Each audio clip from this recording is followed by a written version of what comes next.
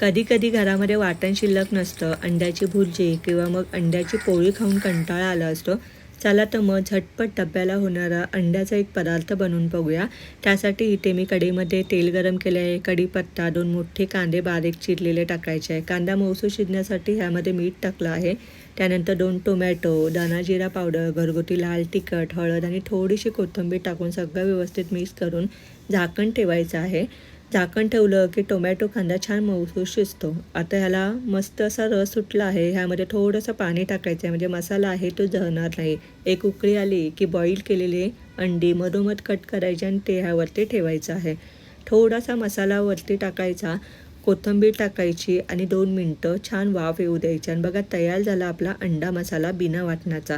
तुम्हाला हवं असल्यास ह्यामध्ये तुम्ही वाटणसुद्धा टाकू शकता, पण हे असंच खूप छान लागतं. चला तर मंडळी, भेटूया पुन्हा अशाच एका नवीन व्हिडिओमध्ये. तोपर्यंत काळजी घ्या. Bye bye.